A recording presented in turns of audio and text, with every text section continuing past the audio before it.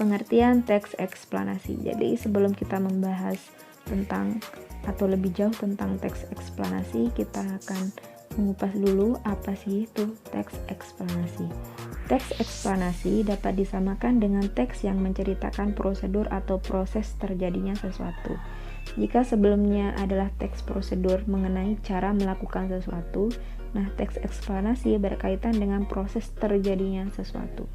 Dengan teks tersebut, pembaca dapat memperoleh pemahaman mengenai latar belakang terjadi sesuatu secara jelas dan logis. Teks eksplanasi menggunakan banyak fakta dan pernyataan-pernyataan yang memiliki hubungan sebab akibat dalam kurung kausalitas. Namun sebab ataupun akibat-akibat itu berupa sekumpulan fakta menurut penulisnya. Contoh teks eksplanasi. Paragraf pertama. Akhir-akhir ini demonstrasi kerap terjadi di hampir setiap waktu dan terjadi di berbagai tempat. Bahkan demonstrasi sudah menjadi fenomena yang lumrah di tengah-tengah masyarakat kita. Menanggapi fenomena tersebut, seorang kepala daerah menyatakan bahwa penyebab demonstrasi dan anarkisme tidak lain adalah faktor laparnya masyarakat. Lantas ia mencontohkan rakyat Malaysia dan Brunei yang adem ayem lantaran kesejahteraan mereka terpenuhi, maka demonstrasi di negara-negara itu jarang terjadi. Tentu saja komentar tersebut menyulut reaksi para mahasiswa. Mereka memprotes dan meminta sang bupati mencabut kembali pernyataannya. Para mahasiswa tidak terima dan tidak merasa memiliki motif serendah itu. Mereka berpendirian bahwa demonstrasi yang biasa mereka lakukan murni untuk memperjuangkan kebenaran dan melawan kemungkaran yang terjadi di hadapannya. Persoalannya kemudian, pendapat manakah yang benar? Sang bupati atau pihak mahasiswa ataupun komponen-komponen masyarakat lainnya? Barangkali logika sang bupati dikaitkan dengan kebiasaan bayi atau anak kecil yang memang begitu adanya. Kalau seorang bayi merasa lapar, ia akan ngamuk, menangis, dan meronta-ronta. Namun apabila logika sang bupati dibawa pada konteks yang lebih luas, jelaslah tidak relevan. Misalnya membandingkan dengan kondisi rakyat di Malaysia atau Brunei yang adem ayem, tidak seperti halnya rakyat Indonesia yang gampangan. Demonstrasi massa tidak selalu disebabkan oleh urusan perut. Bahkan banyak peristiwa yang sama sekali tidak didasari oleh motif itu. Dalam kaitannya dengan kebutuhan manusia, Abraham Maslow membaginya ke dalam beberapa tingkatan. Kebutuhan yang paling mendasar dalam makan dan minum. Sementara itu, yang paling puncak adalah kebutuhan akan aktualisasi diri. Namun demikian, pada umumnya, demonstrasi massa justru lebih didasari oleh kebutuhan tingkatan akhir itu. Masyarakat berdemonstrasi karena membutuhkan pengakuan dari pemerintah ataupun pihak-pihak lain agar hak-hak dan eksistensi mereka diakui. Oleh karena merasa dibiarkan, hak-haknya diingkari bahkan dinistakan, kemudian mereka berusaha untuk menunjukkan jati dirinya dengan cara berdemonstrasi. Banyak fakta dapat membuktikannya. Demonstrasi massa pada awal reformasi di negeri ini pada tahun 1997 sampai 1998 bukan dilakukan oleh rakyat miskin ataupun orang-orang lapar. Justru hal itu dilakukan oleh warga dari kalangan menengah ke atas. Dalam hal ini adalah mahasiswa dan golongan intelektual. Belum lagi kalau merujuk pada kasus-kasus yang terjadi di luar negeri. Dalam beragam skala besar atau kecil, demonstrasi bukan hal aneh lagi bagi negara-negara Eropa. Demonstrasi yang mereka lakukan sudah barang tentu tidak didorong oleh kondisi perut yang lapar karena mereka pada umumnya dalam kondisi yang sangat makmur. Perbandingan yang cukup kontras dengan melihat peristiwa terbaru di Korea Utara.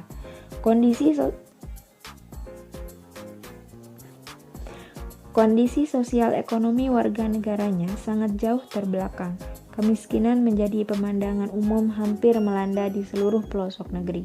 Akan tetapi ketika Kim Jong-il, pimpinannya itu meninggal, tak ada upaya penggulingan kekuasaan ataupun demonstrasi untuk menuntut perubahan politik di negerinya. Padahal peluang untuk itu lebih terbuka. Justru yang terjadi kemudian hampir seluruh warganya menunduk khidmat, mengantar jenazah pimpinannya ke liang lahat. Juga apabila kembali melihat kondisi warga di negeri ini, kemiskinan sangat akrab di pinggiran kota dan di sudut-sudut desa di berbagai pelosok. Akan tetapi mereka jarang melakukan demonstrasi, hanya 1-2 peristiwa. Justru yang jauh lebih getol melakukan hal itu adalah warga yang tinggal di pusat-pusat kota, yang secara umum mereka lebih makmur. Dengan fakta-fakta semacam itu, nyatalah bahwa kemiskinan bukanlah penyebab utama untuk terjadinya gelombang demonstrasi. Akan tetapi, fenomena tersebut lebih disebabkan oleh kemampuan berpikir kritis dari warga masyarakat. Mereka tahu akan hak-haknya, mengerti pula bahwa di sekitarnya telah terjadi pelanggaran dan kesewenang-wenangan. Mereka kemudian melakukan protes dan menyampaikan sejumlah tuntutan.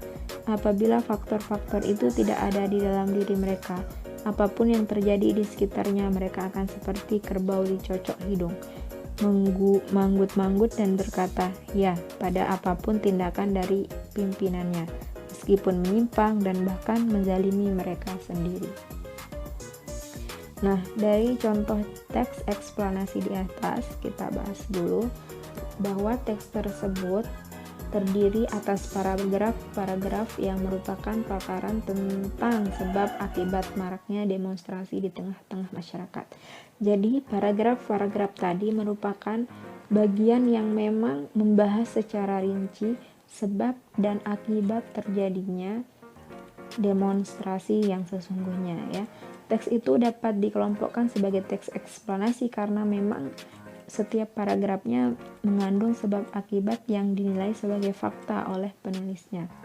Dari teks semacam itu diharapkan para pembaca dapat memahami proses berlangsungnya suatu peristiwa yang bersifat kausalitas dengan sejelas-jelasnya. Dalam teks eksplanasi, penulis menggunakan banyak fakta yang fungsinya sebagai penyebab atau akibat terjadinya suatu peristiwa. Bahkan dapat dikatakan bahwa teks eksplanasi hampir semuanya berupa fakta. Untuk lebih jelasnya, perhatikan kembali paragraf pertama di atas. Paragraf tersebut dibentuk oleh 4 buah kalimat yang semuanya berupa fakta. Penjelasan. Kalimat pertama kita amati. 1. Kondisi sosial ekonomi warga negaranya sangat jauh terbelakang. Kemiskinan menjadi pemandangan umum hampir melanda di seluruh pelosok negeri. Akan tetapi ketika Kim Jong-il, pimpinannya itu meninggal, tak ada upaya penggulingan kekuasaan ataupun demonstrasi untuk menuntut perubahan politik di negerinya. Padahal peluang untuk itu lebih terbuka. Justru yang terjadi kemudian hampir seluruh warganya menunduk hikmat, mengantar jenazah pimpinannya ke liang lahat. Nah, kalimat yang pertama ini merupakan fakta. Fakta di sini kalian bisa amati dari meninggalnya Kim Jong-il itu adalah sebuah fakta. Kemudian kondisi masyarakatnya yang memang terbelakang pun juga fakta. Begitupun dengan kalimat kedua. Fakta itu apa dulu ya? Jadi fakta itu sesuatu yang memang tidak terbantahkan atau sebenar-benarnya atau benar-benar terjadi. Bukan fiktif, bukan kebohongan, dan bukan karangan semata. Kalimat kedua juga apabila kembali melihat kondisi warga di negeri ini, kemiskinan sangat akrab di pinggiran kota dan di sudut-sudut desa di berbagai pelosok. Akan tetapi mereka jarang melakukan demonstrasi. Ini adalah sebuah fakta ya. Jadi kalau orang-orang kampung itu tentu mereka banyak yang miskin, tapi jika anggapan dari seorang bupati itu mengatakan bahwa penyebab demonstrasi adalah kemiskinan, itu adalah pembantahnya. Jadi membantah pernyataan sang bupati ya. Jadi bukan kemiskinan yang menyebabkan seseorang melakukan demonstrasi. Justru rasa ketidakadilanlah yang membuat seorang mahasiswa melakukan aksi demonstrasi. Nah, demikian pembelajaran singkat kita pada pertemuan ketiga hari ini.